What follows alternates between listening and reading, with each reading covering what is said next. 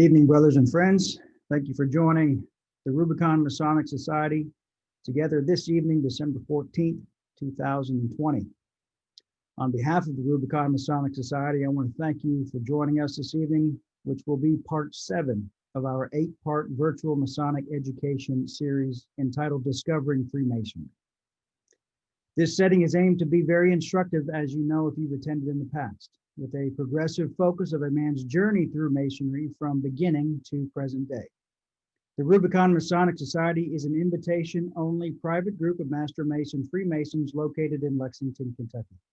The purpose of our society is to establish a deeper understanding and deeper connection with Freemasonry, with its traditions and practices, and further cementing the brotherhood that we see exists in our global fraternity of its members and guests through conviviality and unity outside of the lodge. Gentlemen, my name is Brian Evans, and as chairman of the Rubicon Masonic Society, I again want to personally thank you for your attendance and participation this evening. Throughout this series, you will meet many members within Rubicon, as well as various special guest appearances from Masons who will be sharing their personal experiences and knowledge about specific topics within Freemasonry. My co-hosts for this series and this evening are Worshipful Brother Dr. John W. Bizak, past master and vice chairman of the Rubicon Masonic Society, as well as Dan Kimball, past master and recorder of the Rubicon Masonic Society. I again want to thank you for joining us this evening. Let us begin. Worshipful Brother Lau Van Outer, chaplain of the Rubicon Masonic Society, will you please begin by delivering an opening devotion? Certainly. Let us pray, brothers. Great architect of the universe, be present in the hearts and minds of all those here this evening. Grant that what transpires during this education series be a light to the faithful of all faiths that honor God through service and devotion to the unity of all mankind and all existences. Invest all those who speak and ask questions with a pure understanding of your divine wisdom and the ability to communicate and realize the principles of our order. May we succeed by the honor of your holy name. Amen. So mote it be. Mote it be. Thank you, Brother Chaplain. Brothers and friends, the agenda this evening is as follows, the same as it has been in the past, and frankly, the same as it has been for the past 20 videos that we have done this year. We will then proceed directly into part 7 of our 8-part series. Following the presentations, which we have some excellent speakers lined up for you this evening, we will open up the meeting for all attendees for discussion, live question and answer. Following that period, we will provide details on our final education of the year, as well as some exciting updates for 2021, which we would appreciate your participation. So if you're able to stick around to the end for those announcements, we would appreciate it. Worshipful Brother Kimball, would you please read the disclaimer for our guests? Good evening, brothers. There is a tremendous amount of misinformation about Freemasonry that currently exists in both virtual and non-virtual forums. Only factual information capable of being independently verified and consistent with the accepted academic research standards will be presented in this series. While the information presented during this series will be factual, any opinions expressed during the various presentations will be those of the presenter and do not necessarily reflect the views of any lodge or Grand Lodge or the Rubicon Masonic Society. All material contained in this presentation is suitable for Masons and non-Masons. No private information, including but not limited to passwords, signs, grips, or other elements of Masonic ceremonies will be disclosed during any part of this virtual series. By participating in this virtual meeting, you consent to the use of your name, likeness, and voice by the Rubicon Masonic Society. This entire presentation is the property of the Rubicon Masonic Society and may not be used without the written permission of the Rubicon Masonic Society. Thank you very much, Worshipful Brother. Worshipful Brother Bizak, would you please read the purpose for our series? You are muted, sir.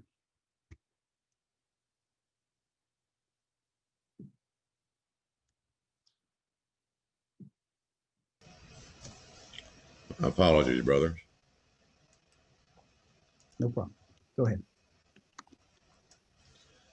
The purpose of this education series is to deliver a factual and foundational overview of our honorable institution, beginning with a man's initial contact with the fraternity, his progression through the Masonic degrees, and the life path of a man as a Freemason in his pursuit to improve himself by learning and by applying on a daily basis the lessons and the tools of our craft.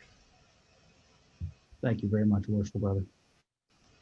Brothers, as you know, these are not tiled meetings. Masons and non-Masons are welcome to attend and participate. So please be mindful of anything discussed herein should be suitable for Masons of all degrees, as well as any non-Masons.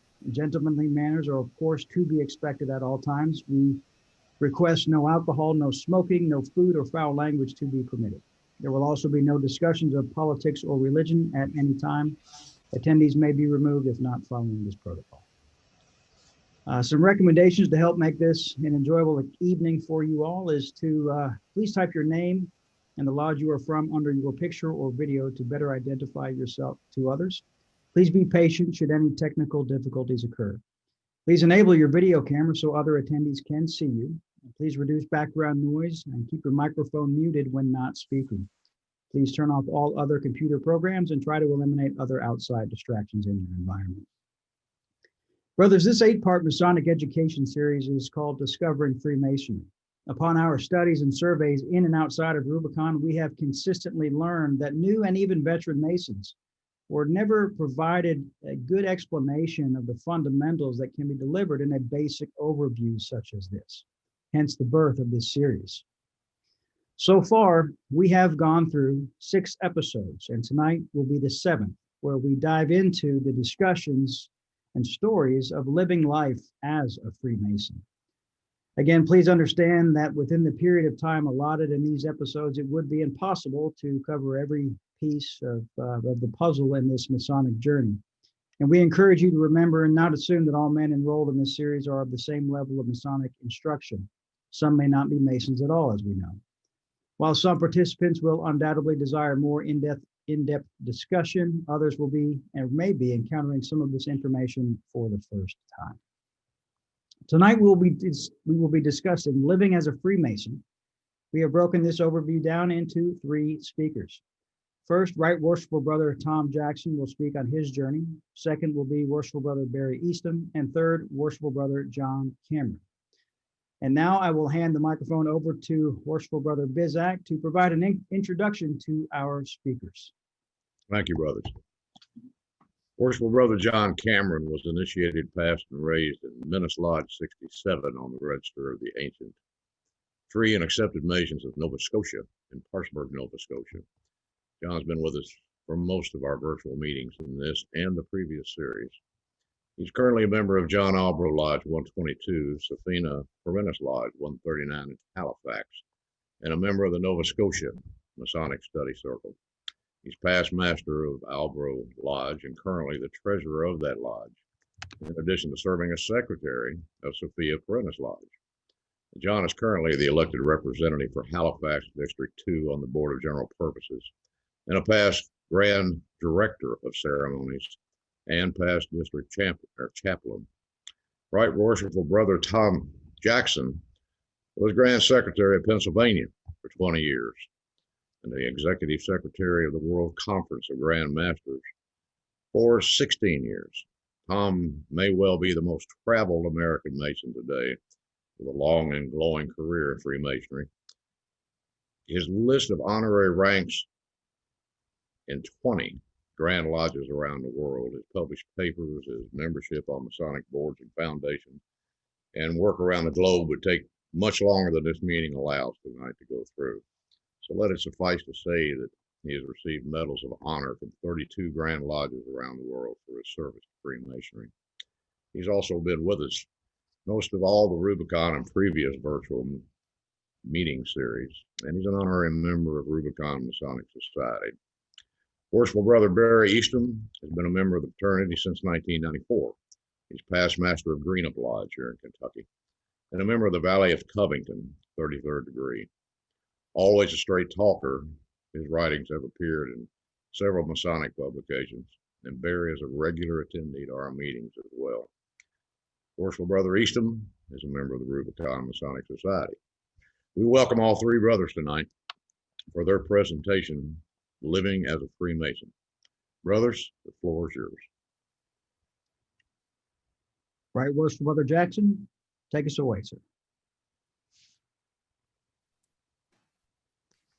Good evening, my brothers and friends.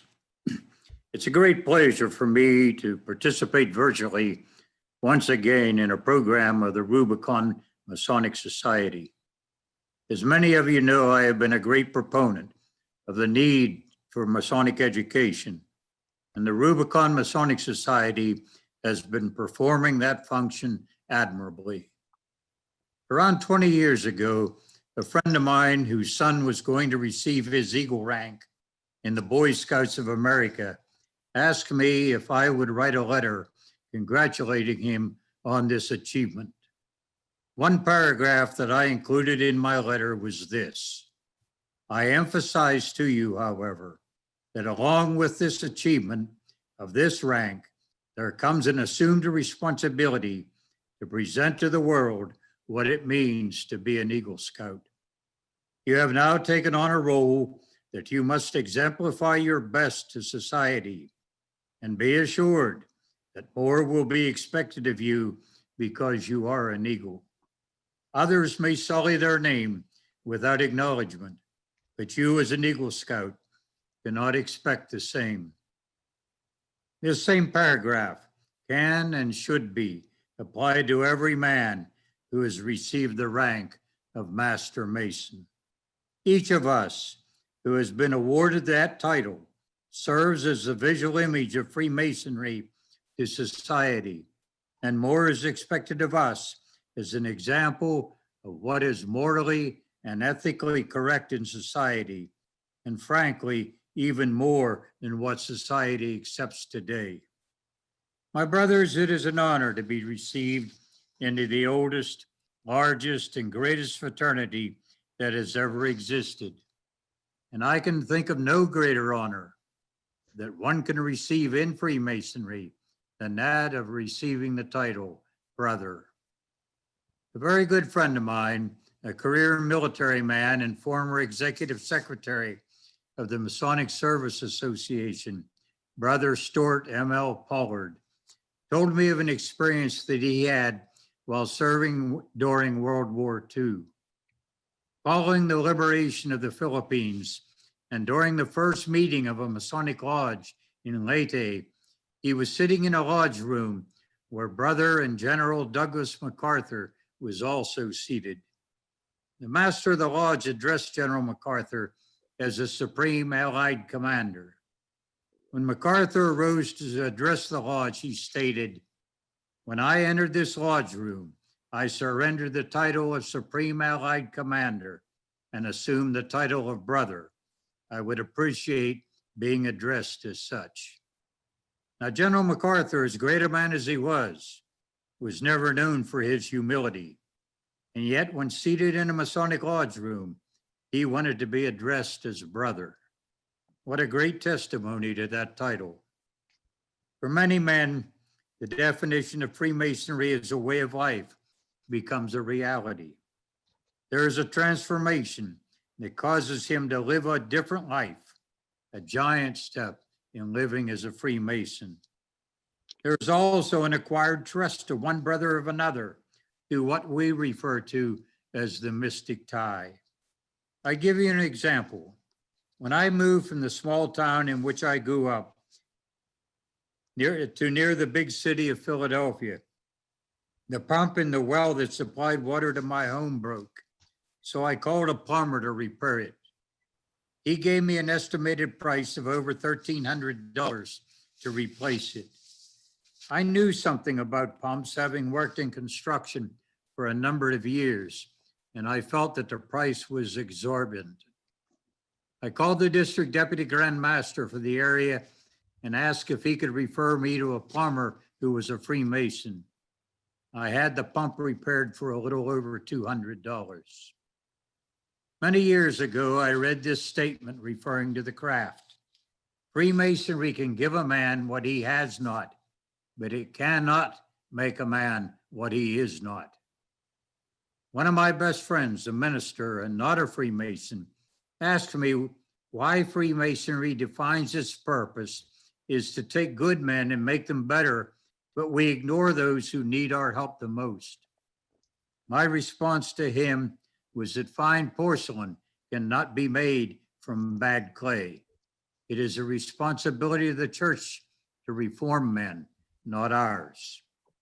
For this reason, we should not attempt to make a man what he is not. Freemasonry became an elite and respected organization by choosing to accept good men and making them better. Our visual image was constructed by making fine porcelain out of good clay. When we begin to forget our purpose, we change our image in society of what is expected as a Freemason. Regretfully, over the past 40 years, North American Freemasonry has been willing to accept into its ranks some men who not too many years ago could never have hoped to receive that honor. This was done in a vain attempt to sustain numbers. The result has been that the visual image of Freemason in North America does not carry the same esteem that it once did.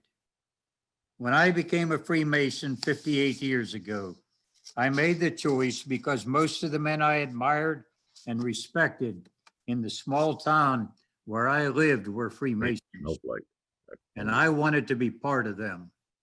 They included most of the professional men living there. Today, very few professional men in that town are Freemasons. This observation does not mean that Freemasonry should be composed of only those highly educated professionals.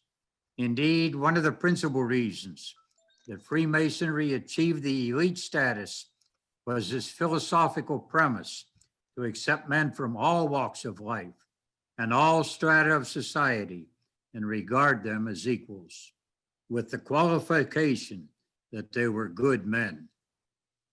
Freemasonry was structured by some of the greatest thinking minds who ever lived.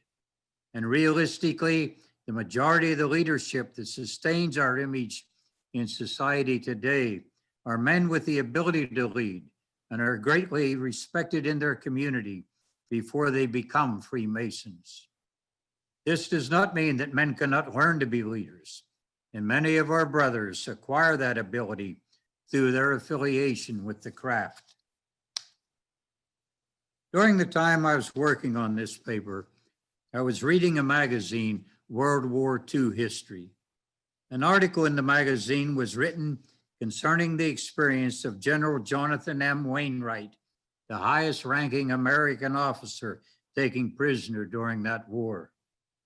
He spent more than 3 years in the Japanese prisoner of war camps.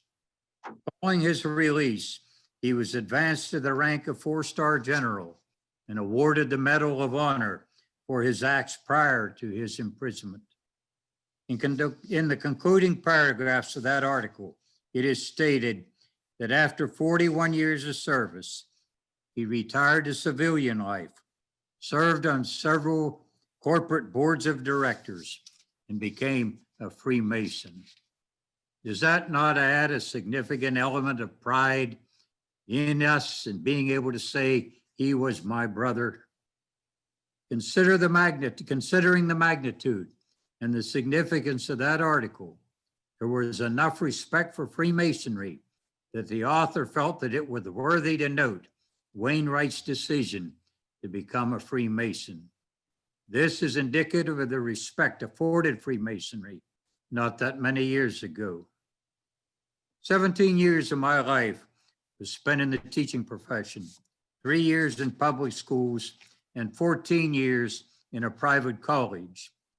Many of those years were during the Vietnam War era. While writing this paper, I began to think back to the obstacles I experienced during the last few years in trying to establish a basic foundation on something being ethically and morally right, simply because it was ethically and morally right. It is extremely difficult to teach in any field lacking an ethical base to build upon. I finally left the teaching profession, a field that I truly loved, when I reached a point where I did not think I was benefiting my students or myself to remain. I did not realize it then, but today I wonder if I was not experiencing a dramatic change in our society, a change that has impacted all organizations dedicated to improving society through service to others. If so, perhaps this is a reason that our fraternity does not serve as bright a beacon as it did in the past. In this day and age, where society tends to accept a lesser value on ethics and morality, Freemasonry must be seen as a leader to rise above the accepted norm. Just because society lowers its standards does not mean that Freemasonry must do the same.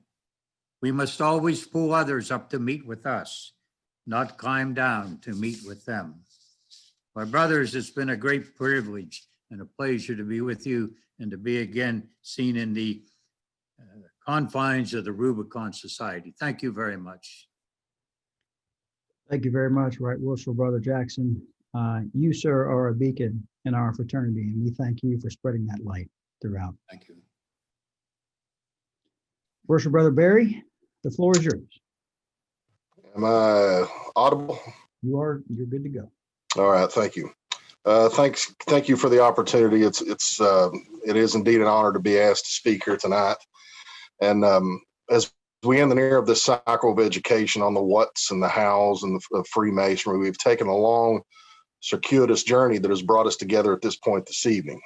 We've learned what Freemasonry was, how to become a Freemason, and you'll note I say become a Freemason, not join the Freemasons. And we have even been given a bird's eye view of what the degrees contain and what they teach. Beginning with our search, we discovered that the reason that we're here is that we probably found something lacking in our own lives that nothing up to this point has done a good job of filling. We have discovered this thing called Freemasonry. We've undertaken the task to learn what our tools are, how to use them to acquire not only the knowledge, but the wisdom to apply them in our daily lives. We will learn also this evening through the various lectures and the ones to follow as well, why this is necessary and how to use them in a practical manner so that it is made known outside of the craft that we are of the craft. In other words, how do we live as a Freemason?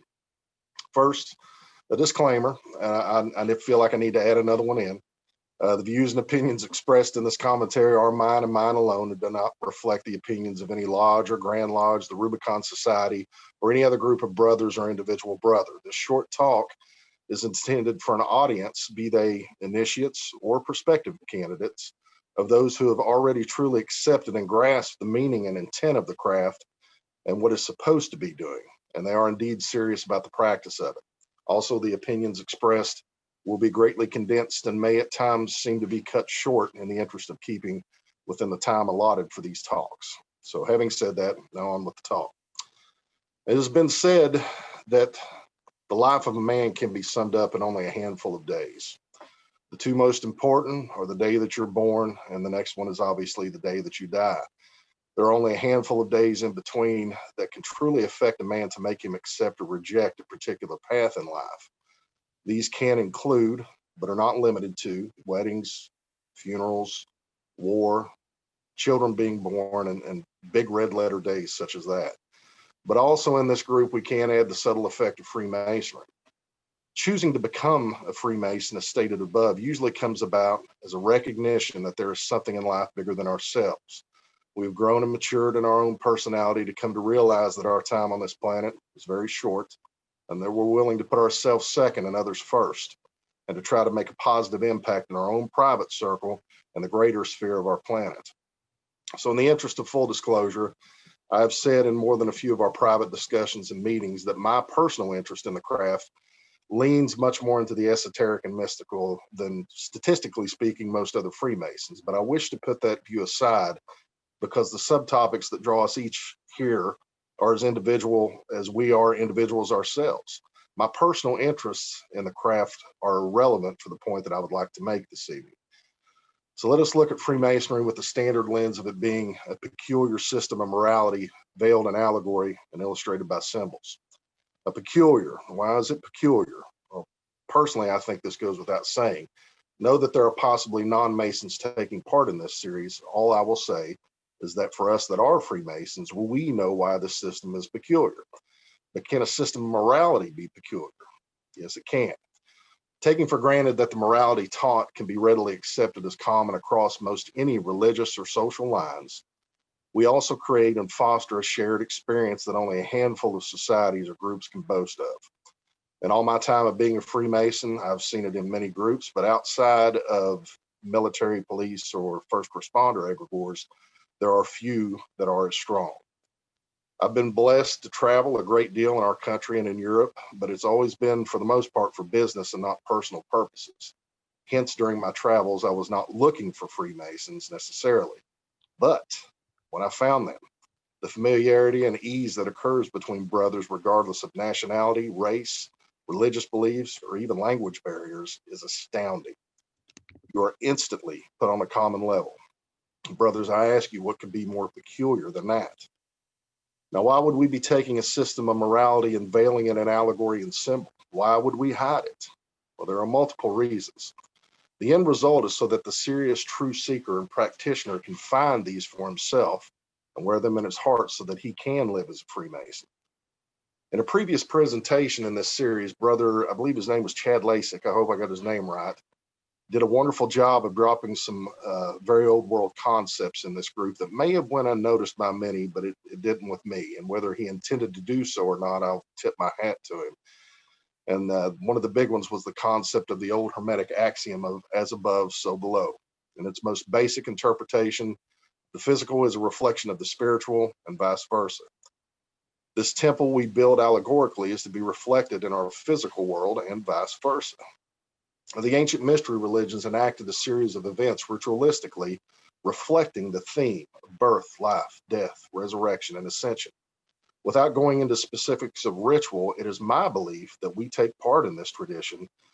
Everything we do ritually should be reflected in our spiritual lives and in our personal, real lives that we live every day on this planet. There's an oft-quoted passage from the Bible that's used in our ritual that states that asking ye shall receive, seek and ye shall find, knock and it shall be opened up to you.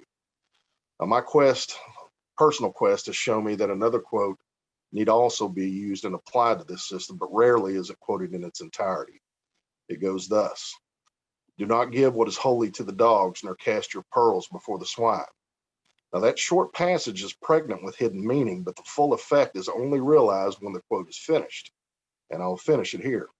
Do not give what is holy to the dogs, nor cast your pearls before the swine, lest they trample them under their feet and turn and tear you to pieces.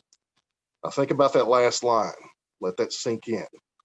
This has nothing to do with any religious belief or denomination whatsoever, lest they trample them under their feet and turn and tear you to pieces. What this passage drives home is that that which is common is deemed unworthy of respect. We take a set of morals and communicate them to our brothers through our ceremonies and our rituals. Quite honestly, brothers, I can't think of a single moral lesson that I've learned in Freemasonry that I probably didn't already hear in Sunday school as a child. The obvious ones are right speaking, right thinking, truth, honor, honesty, integrity, life after death. Just a mental show of hands amongst you brothers here. How many of us have never been exposed to these in some form or fashion before we got where we are today? Few, I would think. Also, perhaps another more personal, painful example, and this, you can think about this among yourselves too. How many of you here that have been Freemasons for any amount of time at all have found that sometimes your personal relationships have had to have been laid upon the altar of self-improvement? Do you find that there are some friends that you have just grown apart from, or perhaps made a conscious decision to separate from because you cannot associate with them anymore? Brothers, this is no accident. These things and more are the result of Freemasonry taking these aforementioned principles and lifting them from the dust of the common, from the feet of the dogs and the swine, and placing them on the pedestal that they deserve. For us to truly take them into our hearts and apply them to our hearts and minds and the application of them in our daily lives through a practice of these principles themselves. We then apply them to our life even when, or especially when, they may seem inconvenient or out of date. Integrity is truly measured on how you act when no one is watching. Are we applying these principles to our daily lives in our personal, business, and social affairs? How do we treat our family, especially those that are closest to us? How do we treat our friends, our business partners? How are we acting in Facebook or the bane that is social media? How do people see us behave in our leisure or free time? Remember, brothers, we may be the only Freemasonry that someone else ever sees. So we must conduct ourselves at all times as if we are indeed being watched, not for the fear of punishment or condemnation, but simply because it is the right thing to do. And we accomplish this by giving these principles the respect, the thought, and the meditation they deserve. And again, be careful, because when these things are given to the unworthy, not only will they be trampled, but so will you. The truly uninitiated and unworthy see these principles as an attack on themselves, their lifestyles, and their beliefs. And not only will they reject them, but they will attack you for them. I've always told my closest friends, excuse me, that when a man takes a step in the right direction, the gates of hell will open up against him to stop him. This is truly a battle that you are undertaking when you walk this path, and you will endure slings and arrows from every side, from enemies, but also, unfortunately, from friends at times as well. But the reason you will stand fast and hold to these seemingly simple principles is that the vehicle in which they were conveyed, our rituals and ceremonies, the means which was used to give them what you required effort on your part. And it is only through effort that we find value in anything. Anything that comes easy and cheap becomes something that we see as not worth our time. Now, to round my part of this presentation out, we still have one big elephant in the room, and that is the why we do what we do. This is the ne plus ultra, the raison d'etre, the pinnacle of our studies and practice. One of the lost symbols of Freemasonry that fell out of use in the United States for some time, but has seen a great resurgence in recent years, is that of the skull and bones. It is an arcane symbol, and for many it does indeed look cool and adds an air of mystique and mystery to our system. But let's look at what it is actually trying to say.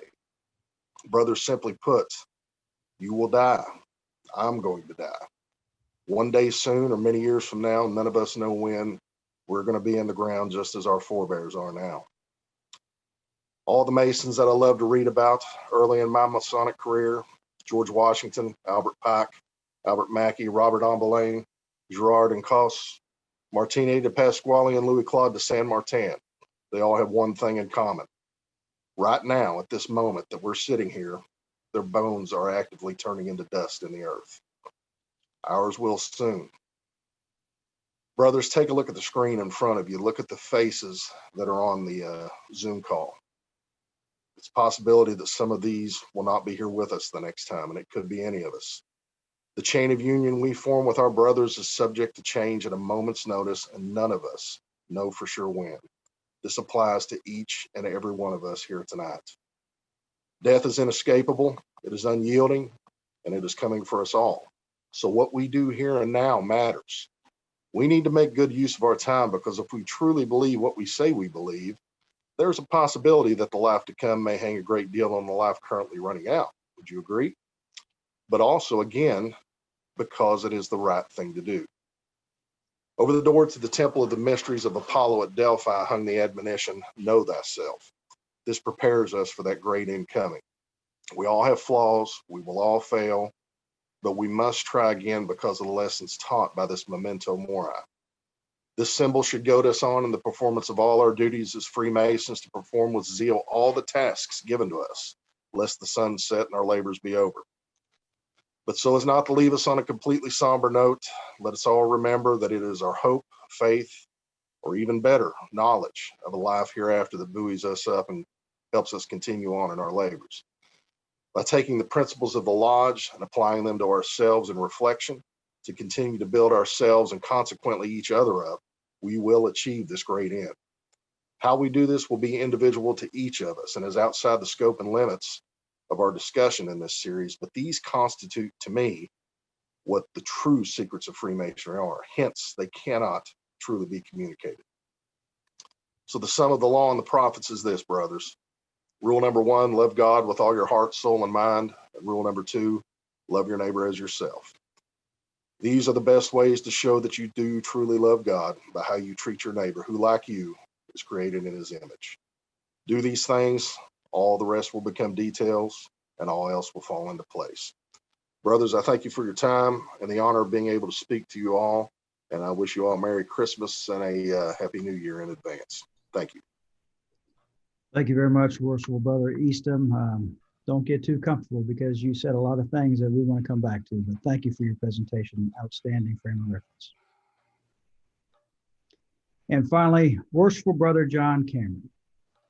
Brother, I know you've had a tough few days, so your family is in our thoughts and prayers. And for those wondering, he's lost a family member unexpectedly this weekend. So yeah, he put in a little extra overtime for you this evening, and you're in our thoughts and prayers, brother. The floor is yours.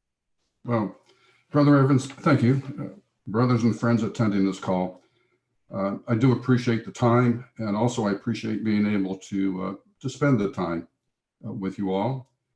I humbly offer these words that follow in memory of my dear brother-in-law and my Masonic brother, Eric Lavers, who's laid aside the working tools and has ascended to the Grand Lodge above. He was a dear brother and mentor of mine. And I know he shares some of these thoughts that I'm going to offer to you. So let me begin by saying, if your Masonic experience was anything like mine, there wasn't some great epiphany, a sudden moment of revelation or insight waiting for me once I was raised as a Master Mason. Instead, I was left with a sense of disappointment and the question, okay, so I'm a Master Mason, so what? So asking for light, more light, and further light, I still couldn't see anything different. I found myself unable to grasp or even understand the various phases of the mysteries that I had just passed through. So for more years than I would like to admit, I attended lodge regularly, was involved with my lodge, I learned my rituals, and I expected, I guess, that maybe by the process of osmosis, I would be infused with what I was looking for. Now, at this point in my presentation, I will state that I know I am an imperfect Mason. Now, I say this only because I don't want to come across as some self-righteous and pious hypocrite. Quite the contrary. I wrestle daily with the dark dogs of depression, of jealousy, of ego, envy, selfishness, and I'm sure that at times some of you do as well. And again, like you, some days I do better than others. And I guess that's really about all that we can expect. Now, there are many like me who enter this magnificent fraternity and have difficulty understanding exactly what it is they're supposed to do and what's expected of them. The reason is undoubtedly twofold. First, the newly made brother may be likely overwhelmed by the magnitude of the 3 degrees that they have just gone through, all the mysterious signs, steps, words, lectures, symbolism, and the illusion of a deeper philosophical way of life combine for a very confusing experience. And secondly, the difficulty of understanding speculatively Freemasonry is compounded by the fact that they seldom read a book about our history or teachings of the fraternity. There are few, if any, discussions in the lodge where one brother may be shown the true purpose of our fraternity and for his life. Now, in one form or another, all entered apprentices are told on their first duty is to improve themselves in Masonry.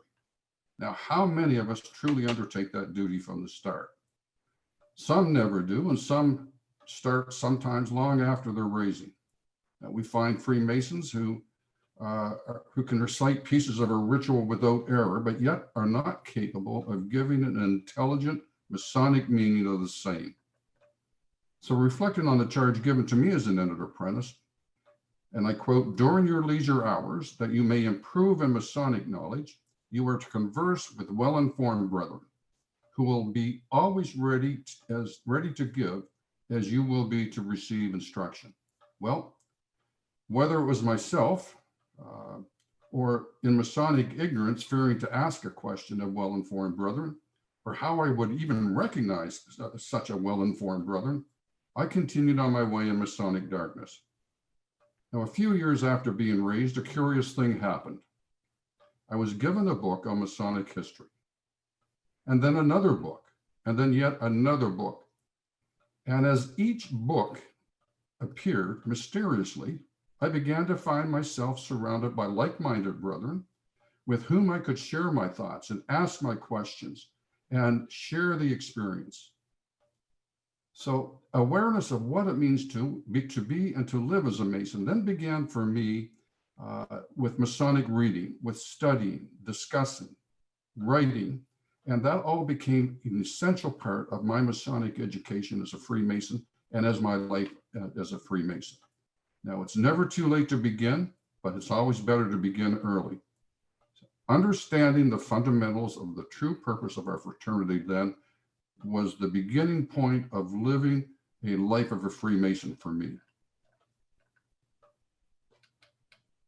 So living a life, as I said, as a Freemason began with education, self-reflection, and discussions.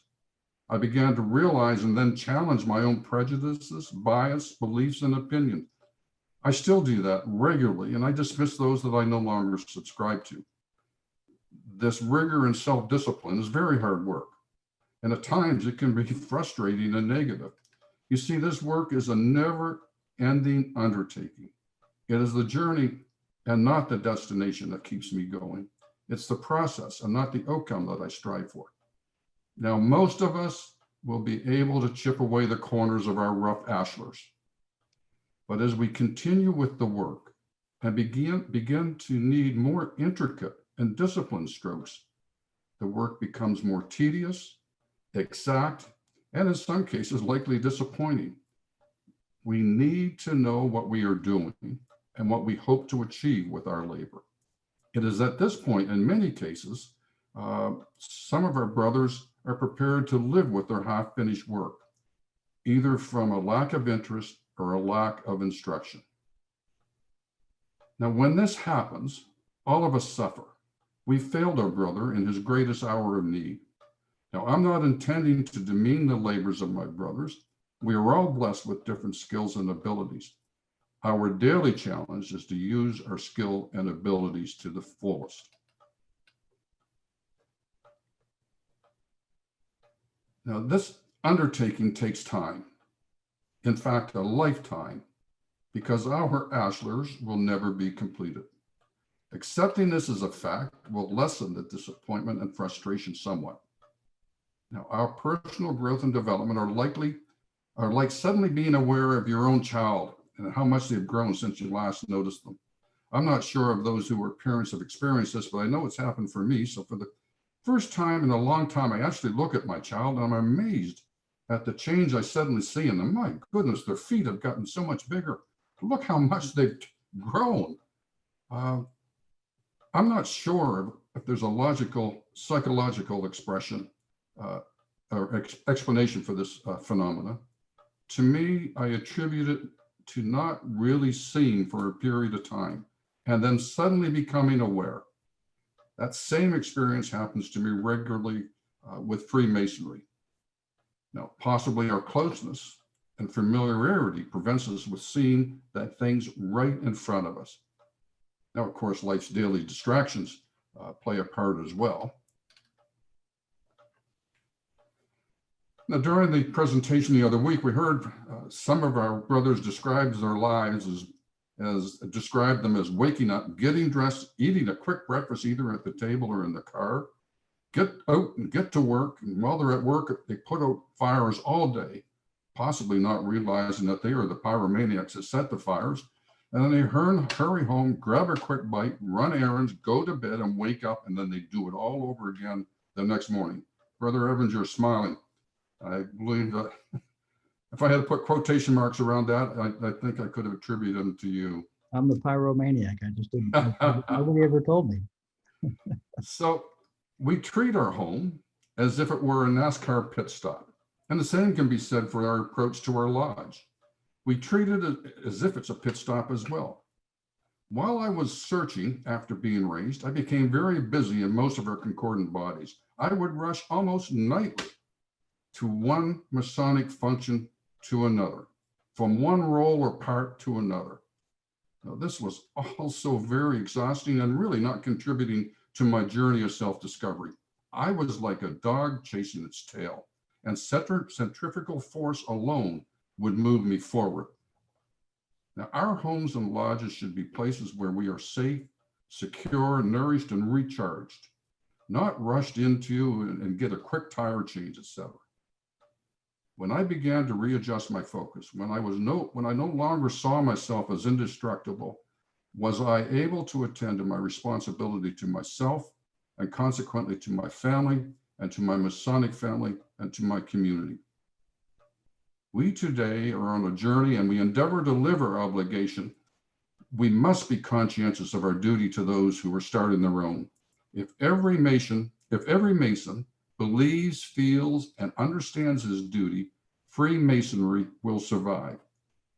We are the teachers of tomorrow's teachers. Now, the power of this self-imposed obedience to our Masonic obligation, as I mentioned earlier, is lifelong.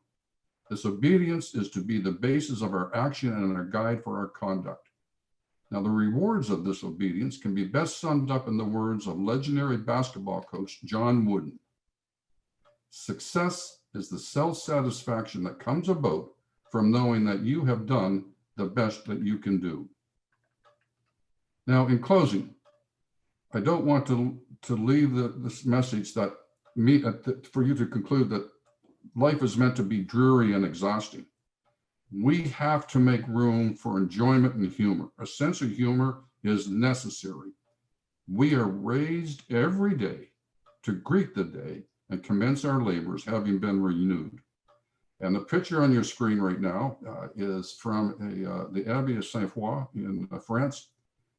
It's around, the carvings there were around 1050 AD, and you can see the Mason who carved this archway had a little sense of humor. You can see a little figure trying to crawl out between the layers. That brother obviously was enjoying his day. So I will conclude by this, just saying thank you, Brother Evans and Brother Jackson and Bizak for your confidence in asking me to participate in this evening's exercise. It reminded me again of how I am supposed to live. Thank you, brother. Thank you very much, Brother Cameron. So, brothers and friends, this now finalizes the excellent presentations of our three presenters this evening, and I would like to open the floor for discussion. And this is a unique topic. This is a topic that serves to me as a reminder of why I'm a Freemason, why I joined, why I'm here with you all this evening. And it's a challenge, and it helps me to remember to step up to the challenge.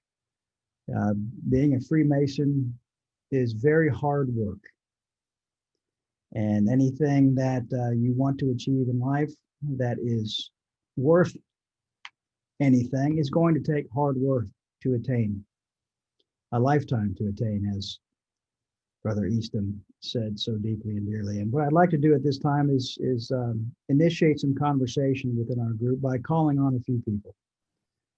So be prepared for some impromptu discussions. But what I think I might do, because I'm pretty sure he can handle it, because his name was called out in the presentation. So what I'd like to do is direct the attention to Worshipful Brother Chad Lasik, who is a cameo presenter at I believe it was the last meeting. Worshipful Brother Lasik, would you kick us off with your thoughts, because you were called out by Worshipful Brother Easton, and I will say this, that Worshipful Brother Cameron said it's okay to incorporate some humor, as he's shown in his Masonic carving. So I try to bring a little humor to this. So enjoy. What do you have to say to Barry? He called you out. Well, thanks for putting me on the spot, brother. You bet. I thought I could just sit back and enjoy the ride here. First of all, I just want to say, fantastic presentation. I love what you brothers are doing. It's such a value. And not only is it a value to the people who are participating right now, these things are being recorded. They're being placed on YouTube. It's going to be there forever. And so Masons, to go back to this idea of memento mori, that our forefathers are turning to dust. Well, will be dust, and there will be Masons viewing this, I hope, and getting some benefit out of it. And so everybody involved should feel very good about that you're creating something that is going to have a lasting benefit. I don't have anything in particular in terms of questions or concerns, or I think it was so well done that there isn't really much for me to add. I think that this personalized process, the only thing maybe that I'd like to suggest is, I think everyone here is what I would call a high performer or high level. In when they set their mind to something, chances are they achieve it. And so I think it's important for us to recognize, when we look at our lodges, when we've got brothers on the sides of us that maybe aren't working as much as they ought to or could, whether we think that someone should be making a little more progress than they are. Something that I came across a long time ago is very valuable to me. You can only measure a Mason's work with his tools. You cannot use your working tools to measure someone else's work. So you may have a beautiful square, it might even be gilded. You might have a perfect compass. You might have a beautiful 24-inch gauge. Well, somebody else might have a bent square and an imperfect 24-inch gauge and imperfect compasses. And so you got to give them the benefit of the doubt and measure their work with their tools. So I'll leave you with that, Brother Evans. Thank you very much, worship brother. Appreciate it very much. Brother Chris Enders, you have been a staple figure here in our meetings. I appreciate your continued attendance, and would love to hear what you have to say this evening. Well, thank you, Brother Evans. I think for me, a big part of it comes down to how am I living in the world? What am I living in accordance to our principles? Am I living in accordance to the highest that I'm capable of? Kind of taking a look at my physical body, my mind, my emotions, my spirit. Am I living in congruence with all of that? Am I living in a just way? And how do I write my actions to do that? And Masonry for me is largely a reminder to live that life, to always kind of hold that mirror up in front of my face and take a real close look at who I am, at what can I be doing to better align myself with God, to better realize kind of who I am inside, to access those parts of myself through the virtues, and by doing so help create a world that I can be proud of around myself. And I think Lodge is just part of it. There's the external lodge, but there's also the inner work that needs to happen. And I think combining all of that is incredibly important and is a lifelong effort. And it's events like this that help remind us, help remind me of that importance. And also organizations like the Masonic Legacy Society, which Brother Smith alluded to and may have mentioned in previous talks. Organizations and kind of group focus on really the contemplative nature of the craft is incredibly important. And I feel like it's helping to water the roots of the fraternity of what it's really about, of who we really are and what we ought to be doing. So it's incredibly, I mean, it's a lifelong path, and it's great to be living it. Thank you, Brother Evans. Thank you, brother. And for those of you who are wondering, he had no idea I was going to call him. No clue. Yet his answer was almost picture perfect. So, Chris, I'm not sure what you're eating for breakfast, but shoot me a text, will you? Thank you, brother. Worship Brother Jackson. And real quick, before I go to Right Worship Brother Jackson, I want to let everybody know if you have something that you would like to add, there's 2 ways you can do it. Well, 3 ways, actually. You can type your comment in the chat bar. You can raise your virtual hand. So somewhere there's a button on your screen that lets you raise a little blue hand that shows up on my end and I can see you. Or if you feel the moment is right, you're welcome to unmute yourself and continue discussion. So Right Worship Brother Jackson, I would like to go to something you said, which was an extremely wise comment. It says you can give a man what he has not, but you cannot make a man what he is not.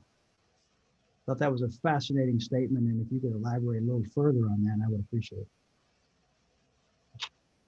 Well, I used it as an illustration of the fact that what that minister said to me about choosing to make good men better and ignoring those who need our help the most. I use that as an analogy that we should not accept men into the craft who we have no capability of reforming.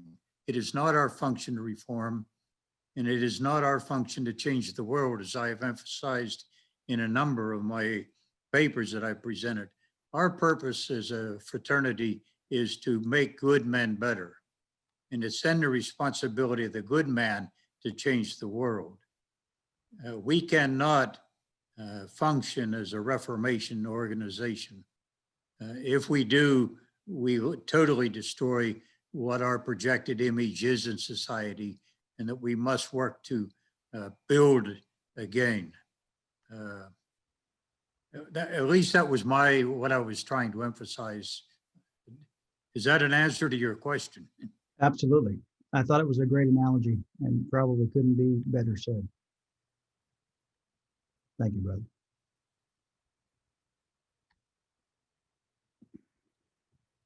Worship Brother Tom Nitsky. What are your thoughts this evening, my friend? I have to say, great presentation tonight. And the thing I reflect about the most, and it's something I tell my officers as I go to work, life is it's all about the small victories. We try to think of ways and ideas to have that big, bold moment. But when you really reflect, it's all about the small ones. Little by little, that we worked on ourselves, our relationships, our duty to God. And I think over time that creates us who we want to be. And as you know, as we move forward in the fraternity, we see a lot of brothers who are not working as diligently as we would like, and it's hard. But if you can somehow, some way, whisper wise counsel into their ear, maybe they will start working on those small victories and create that change that we're looking for. So for me, that's what I look at, and that's how I try to apply myself to my masonry. Thank you, Worship Brother. Thank you. Worship Brother Jerry, I believe you have a comment or two to add.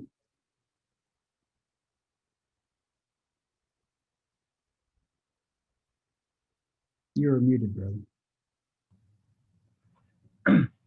Yes, I think that these presentations were uniformly excellent, and as well with the comments. I was also struck by the reference to the inscription over the Temple of Apollo, "Know thyself," and that is what what we learn in the process of smoothing our ashlars through our life. Everything that we chip off tells us something more that we know about ourselves. And I would also like to underline what Brother Chris said about meditation. There is no better tool for knowing thyself than meditation, contemplation. That is where you can find that out. Go within to find your way. And one of the main lessons that I've learned in my life through that passageway is that it's almost like a corollary to that axiom. And I would add, know thyself and serve others. Very good. Thank you very much, Worship Brother. I'd like to call on one or two brothers from Lexington Lodge number 1. And I'd like to go to Robert Fuston. I'm going to put you on the spot, sir. And hopefully you don't mind. Robert is not yet a Mason, correct? Correct. Correct. This has been a year where you've been trying to become a Mason, but the circumstances just haven't allowed it to happen, quite frankly.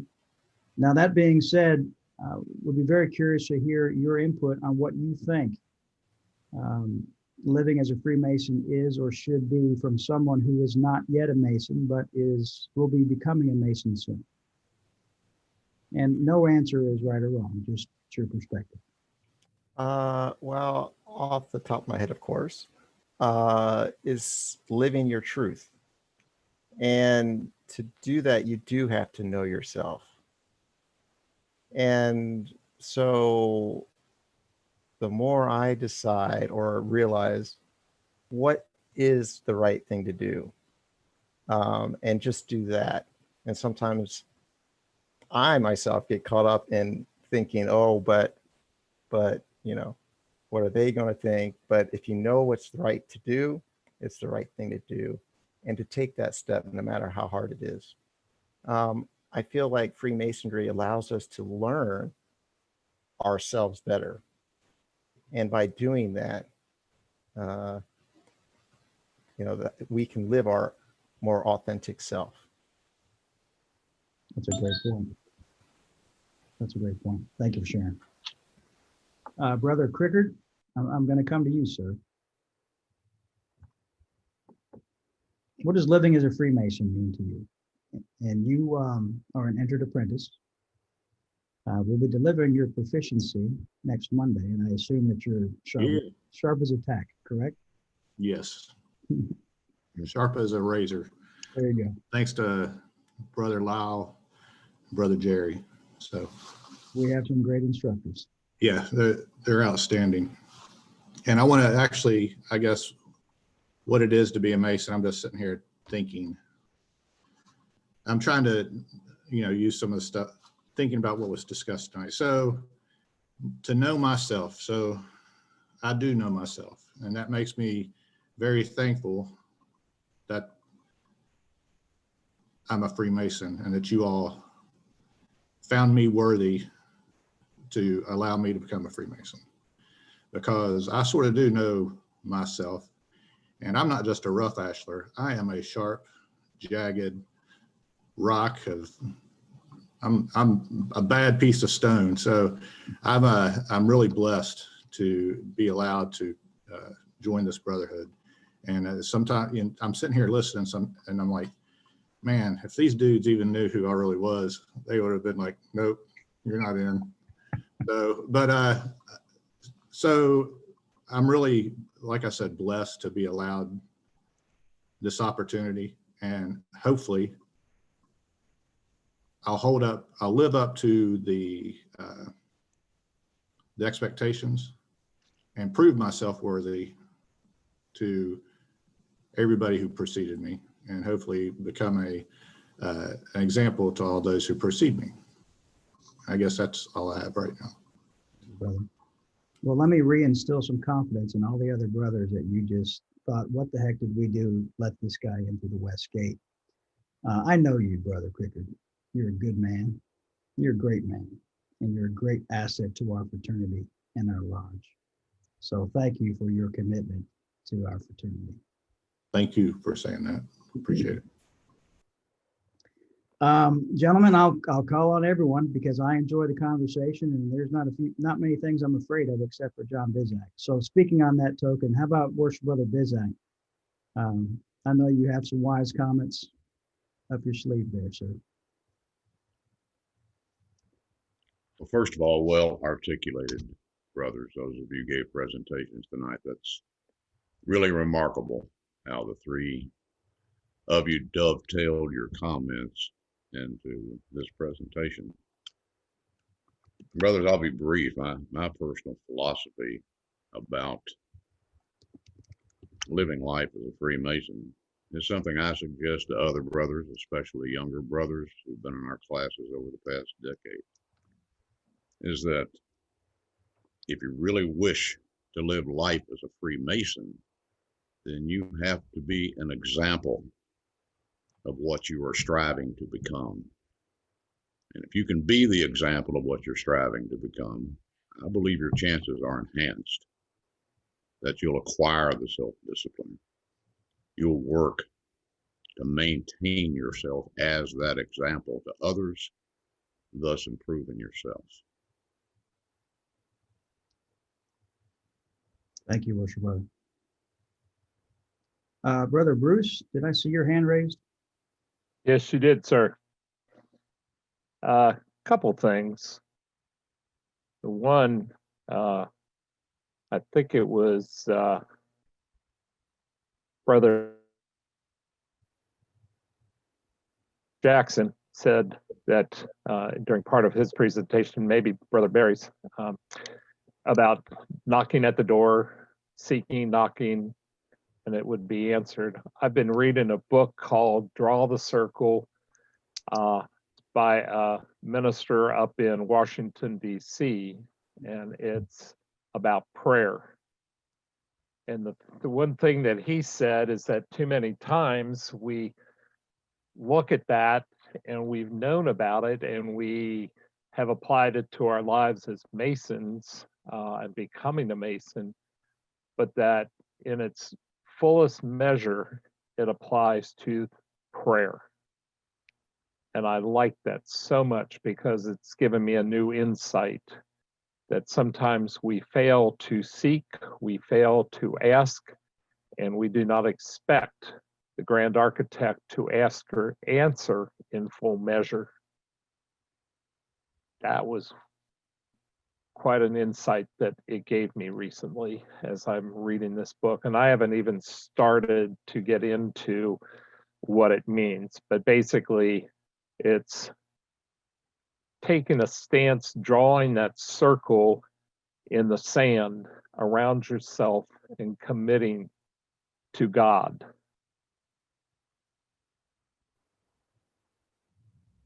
And I know I haven't always done that in the best ways, and I'm working on that. I'm like Brother Crickard. I'm still pretty rough.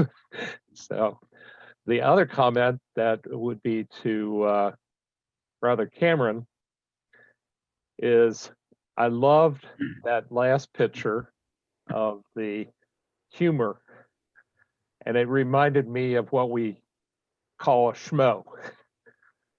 I don't know if you remember what that is, but it's a little figure that has the hands right over and just part of the face. And that's what that reminded me of so much. And that, but it's been a very nice presentation tonight. I really appreciated it. So I too have lost, ones recently and in the past years. And I think that's the hardest thing to deal with in these times of COVID, is that so many people have died when so many didn't need to, had we done what we needed to do. And with that, I will say thank you, brethren, for letting me speak. Thank you, Brother Bruce. You know, there is nobody on this meeting that has a perfect ashlar. It doesn't exist. And I think what we're doing right now is what the author of the book, Think and Grow Rich by Napoleon Hill, wrote about in chapter 12 of his, I believe it was chapter 12 of his book, which is the power of a mastermind group. Now, before you misinterpret what I'm saying, the word rich, I think, has many definitions. And in no way am I referring to riches in this sense as monetary. But what we are doing right here is creating a mastermind group of like-minded men, sharpening each other's skills, making each other better, for the purpose of taking our riches home and out into our everyday lives, being a better person, a better husband, a better father. And that's special. And we're on to something.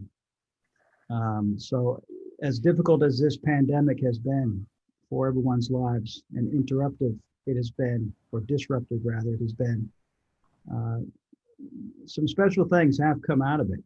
And I would challenge us all to find the positives and be grateful. Because I'm seeing men from all over the world who never would have seen or met if not for, unfortunately, this pandemic. So my hope is that from a mastermind group of like-minded Freemasons, we continue to come together into 2021 and make each other better each and every day. Because you know what makes us better, us imperfect men, is talking about ways and other experiences that can help each other improve.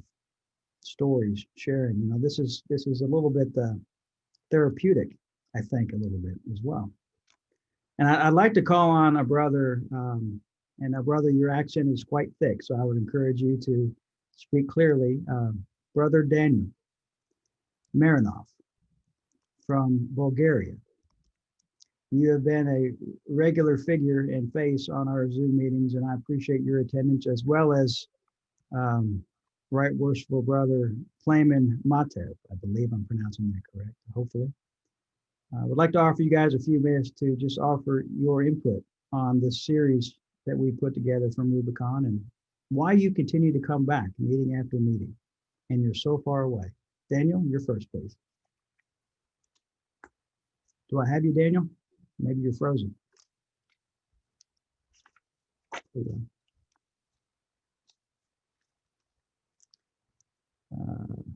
Brother Daniel, can you hear me? Brother Playman, can you hear me? Would you like to say a few words? You're muted. Yeah, okay. Yeah. You hear me? Go ahead. Well, for me, it's a great honor to sit on this and follow these initiatives. A lot of things I heard and a lot of things I learned during all these visits. Of course, we are looking for something at the moment. We are looking how to be in the future our movement in Bulgaria. We are looking how to establish our normal work, which is very difficult at the moment. Trying to keep restriction because of situation with the COVID. We work very hard, but every time I'm sitting in this room, Zoom room with you and with all brothers, I'm feeling myself alive. I am not alone. We're not alone. We're together. And if I'm, and all my brothers have the same feeling, it means we're really participating in something very big and very cost for all human being. Thank you very much for this opportunity to be together. And as I told you, it's a great honor for me. I learned a lot of, maybe soon I will try to present to you how we intend to do our future work in this situation, trying to find the balance between restrictions and between following exactly what real rituals wants to be done. This is what I'm thinking, and I try to give examples of our work together on different international forums, like all session of International Masonic Town Hall, which is held by Grand Lodge of South Africa, together with Grand Lodge of New York and Grand Lodge of Arizona. Thank you very much indeed. It's a great honor. Thank you. Thank you, Worship Brother. The honor is ours, and makes you feel alive. That's special. I think you're not the only one that makes us feel alive too. There's a connection here, and it's quite enjoyable. Worship Brother Kimball, love to hear what you have to say. Worshipful Brother Brian, I don't have the ability to express just how what an incredible performance our presenters gave this evening. And with your permission, I know they think they're off the hook now, but I'd like to pose a question for the three of them. And I'd like to hear their thoughts about it. Each of them, in some fashion, Brothers Jackson and Eastham and Cameron all made reference to Freemasonry's ability to transform men and transform lives. And I think the people who are participating in this meeting tonight are familiar with that concept, and we all believe that Freemasonry, in fact, has that ability. How is it that we have such a difficult job communicating that effectively and successfully to our Blue Lodge brothers? I'd like to hear our panel discuss that. Very good question. Right, Worship Brother Jackson, how about you lead us in that?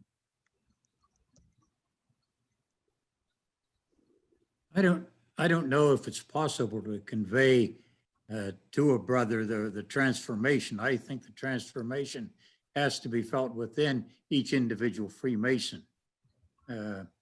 I don't know that I ever experienced what I would refer to as a transformation, yet I know indeed that it was a transformative experience for me. But I don't know that I can convey that to someone else.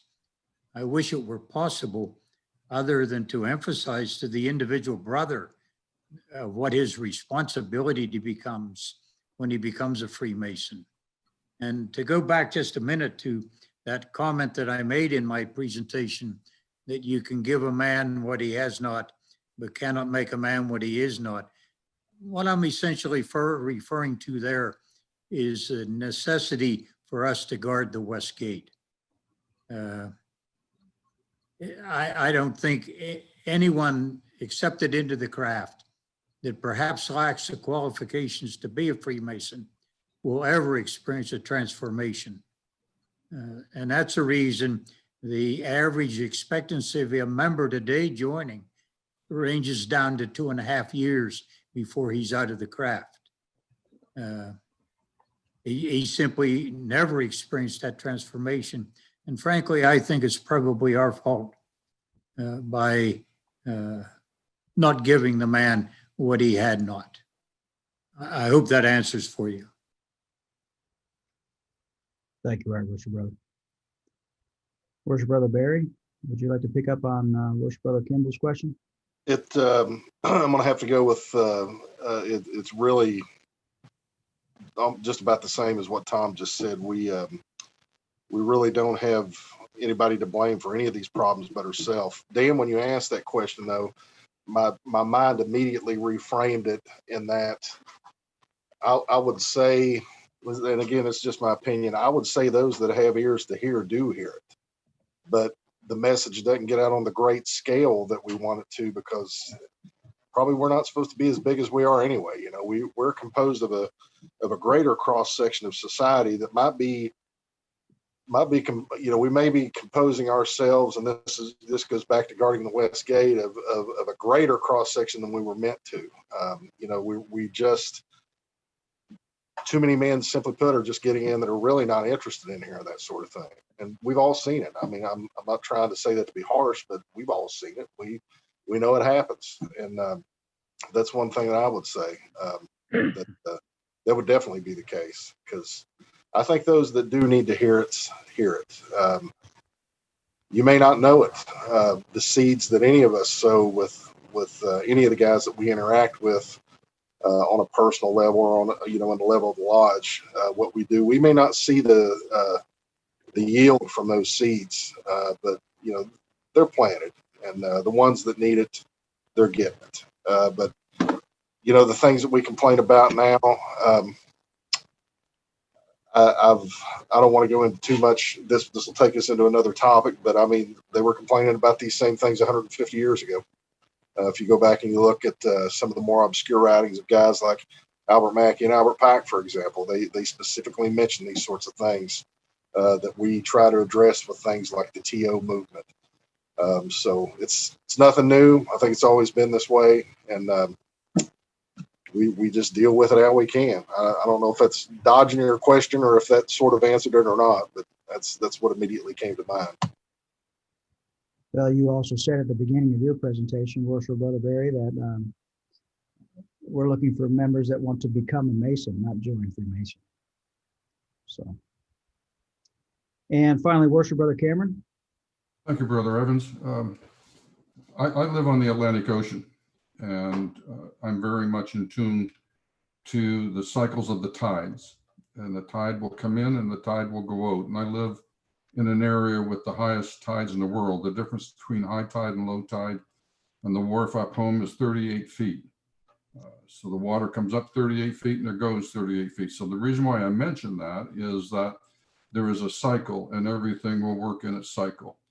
So I meant sincerely what I said about being the teacher of tomorrow's teachers. The problems that have been so well defined that we're experiencing will not happen immediately. The tide has to come in, and it takes time for that to come in. So, but what can I do? Well, I can become aware of a couple of younger brothers in the lodge that I've sensed may be open and willing to hear, and then commit and devote some time to them. So I'm reminded of the old bromide about a young fellow walking along the beach, and a bunch of starfish have washed ashore, and he's walking along and picking up a starfish and throwing it into the water. And he walks along further and picks up another starfish and throws it along in the water. And there's a couple walking behind him, and he finally stopped the young fellow and he say, "What are you doing?" He said, "Well, I'm rescuing a starfish." And he said, "Look at all of the starfish. What difference does it make?" And the young fellow reached down and picked up a starfish, threw it in the tide, and says, "It makes a difference to that one." And that's my responsibility. I need to find a starfish and make a difference in that starfish so that they become a teacher tomorrow.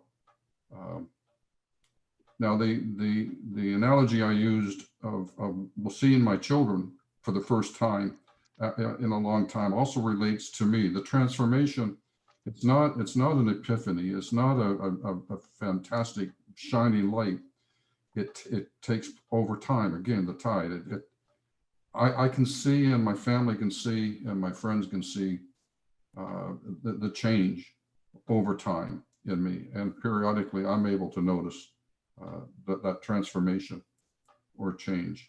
You know, Leonardo da Vinci's and Michelangelo's work didn't take place overnight. It was a long, arduous process, and it took time. So I'm just going to continue to focus on one starfish at a time. And that will mean all the difference, I'm sure. Thank you, Worship Brother. For those who, well, I have a personal saying that I've had for many years, which is do your best and then just trust God to do the rest. So although, trust me, I have many sharp and jagged edges like everyone else, I genuinely try to do my best every day and go to bed exhausted for hopefully the good work or effort that I put into that day. And then try to get up the next day and be a better person than I was the previous day, which much easier said than done. But at the end of the day, you have to just trust God to do the rest after you put in your best effort, is what I believe.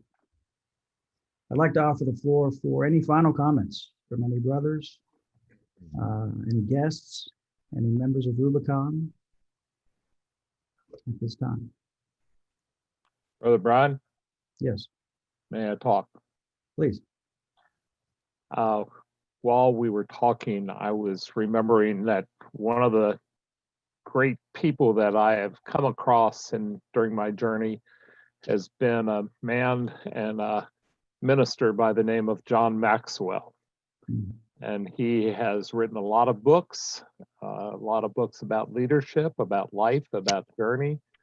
And the one thing that I did find interesting is if you find his site on the internet, he offers a lot of nice PDF files that kind of summarize some of the things about leadership, life, becoming a success. He also offers one that is called the top 50 books that a man should read to become a better man. And I offer that as a suggestion to any man or Mason that wants to improve his life and sharpen his ashlar and make it a little better. Thank you. Thanks for sharing. I'm going to mention this real quick, though, because you brought up John Maxwell. Every time I hear John Maxwell, I always think of this story. And I think this analogy is actually perfect for Freemasonry also.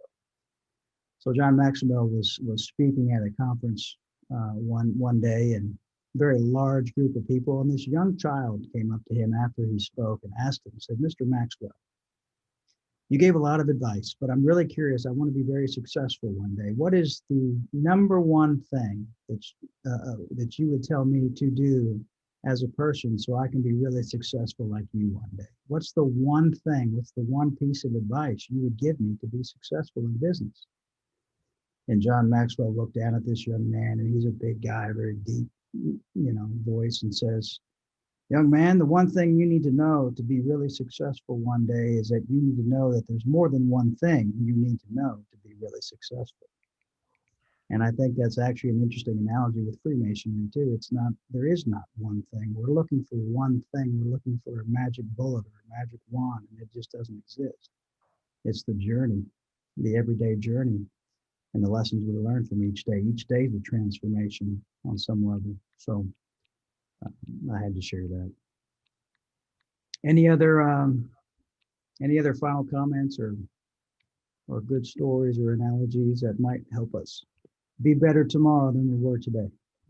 Brother Brian, I'd like to make one other comment, and that is going back to Brother Jackson's remark about the average person that joins drops out after 2.5 years.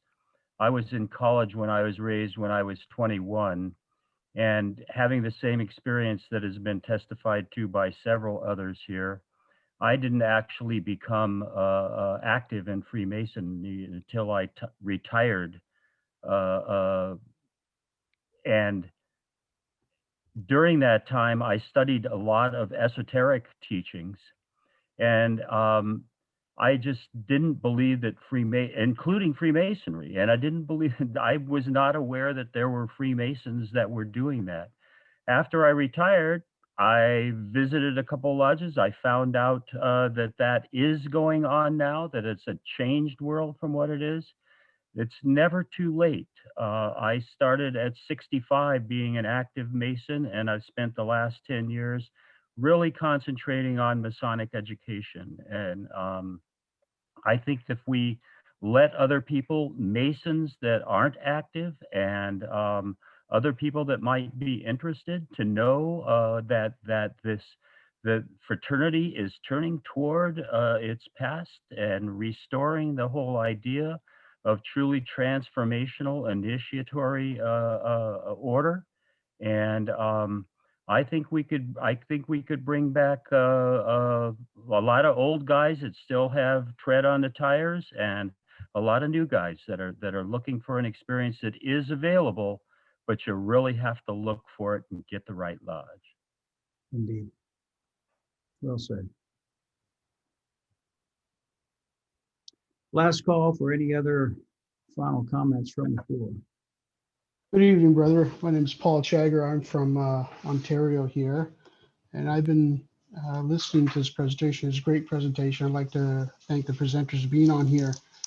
And the comment I'd like to make is, when I joined Masonry, my sponsor and mentor really took me under his wing and made me and teach me about the esoterics and about Masonry. And we made a commitment to each other that he goes, I will teach you if you're willing to learn, but the commitment is you show up every Sunday from 2 to 4 and learn what we need to learn about. And sometimes some of those Sundays we were just talking, but the value I got from it of feeling important, and that's where I'm headed, is the importance I got from an elderly Mason to a younger Mason was profound. There was someone who I found, and I look up to even now, that took time out of his busy schedule and sat down with me, a young guy, and taught me all about Masonry and saying, look, I'm here for you. I've already done my part. I've already been pastor of a lodge. Now it's my turn to share with you. And after being in Masonry for so long, I became a mentor as well. And that's where I think we need to head, is really sit down and mentor our newbies on what value they bring. It's all about technology. It's all about, what value does this have for me? Does this phone have a bigger value to me than this phone, right? What value can Masonry have? I keep hearing how we're different from the Lions Club, the Rotary Club. What value and what distinguishes us? That's what these young guys want to know. And how much time are you willing to put into them? I dedicate to my individual that I mentor. We have an agreement. Every week we will meet for a total of 5 hours. In the total week, that could be an hour a day from Monday to Friday, or half hour from Monday to Sunday. It all depends. We just need to have a plan in place. Thank you, brethren. No, thank you, worship brother. Appreciate the comments. Well said. Let's see. Worship brother, my co-host, worship brother Kimball, worship brother Bizak. Any final comments before we proceed to close the meeting? Brothers and friends, I wish you all and your families safe and warm and joyous Christmas season and continued good health. Hope to see you next week. Thank you, brother. Worship brother Kimball, any final comments? My thanks again to this evening's presenters. An absolutely wonderful presentation, and I wish everyone here happy holidays. Brother Tom Height, I have to call on you. It looks like you're going to be quite busy come Christmas Eve. Is that correct? It is a busy season. It's also a busy season because I preach. If I might throw in, I've been pondering this, but one of the comments I always make to people, take what we do in Masonry seriously. Don't take yourself too seriously. Every brother that's gone before you, whether you're Tom Jackson or Tom Haight or John Bizak or Brian Evans, we've tripped, we've fell, we've gotten up, we trip, we fall, we get up. And Masonry is this lovely structure for every man to develop his own life. And when we try to say, listen, I'm a experienced Mason, I'm working on the tip of this arch, join me. When our brother is perhaps working on the foundation of his building, we have to meet one another where they're at. My biggest piece of advice, and I'm like several brothers here, one of the great hidden things of Masonry this year has been meeting people globally. And I'm thankful for that, for a number of groups. take what we do seriously. Don't take yourself too seriously. Have a little bit of fun in Lodge, but know we're developing men. And each man that we make better, we make his community, his family, his life better, and society as a whole better. Take care. Merry Christmas. Happy New Year. Happy Hanukkah. Joyous Eid. It's a pleasure always to visit with the Brethren of Rubicon Society. Thanks, guys.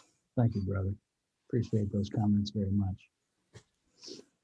If you have any of those AirPods in your sack when you swing by Lexington, I know a little boy that would love to have it.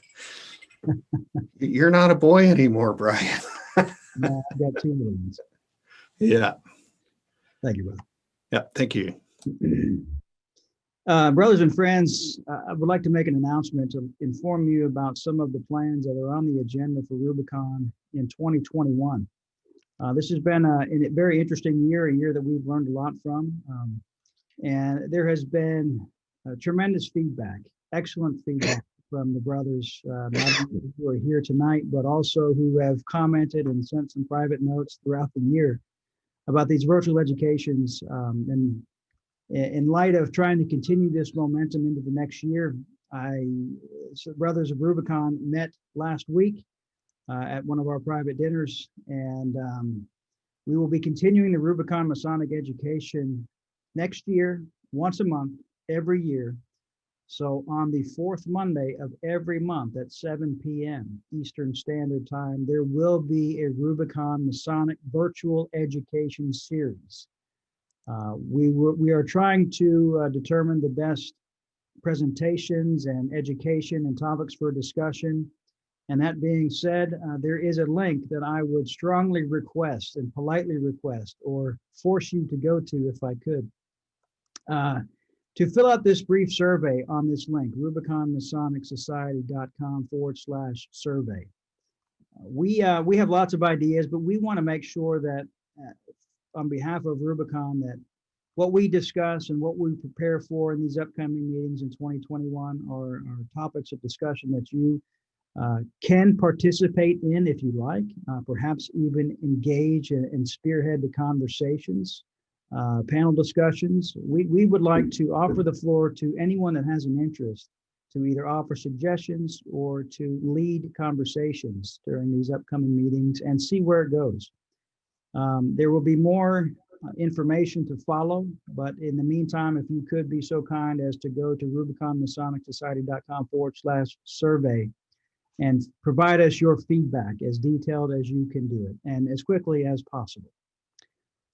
Worship Brother Bizak or Kimball, anything else you'd like to add to that announcement that I may have missed?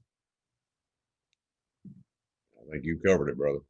Okay, very good. Thank you. Excellent. Brother Chaplain, Worship Brother Lyle Van Outer of the Rubicon Masonic Society, will you please be so kind as to deliver a closing devotion? Of course. Let's pray, brothers. Great architect of the universe, we offer thanks for the opportunity to meet in the face of our adversity. Be with and nurture and have mercy on all those who are sick and distressed in their lives.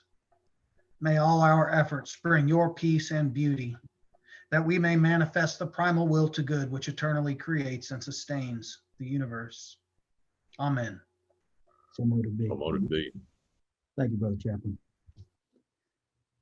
And gentlemen, the last meeting of this 8-part Discovering Freemasonry presentation will be December 28th at 7 p.m. Eastern Standard Time, where we will be discussing the true commitment of Freemasonry.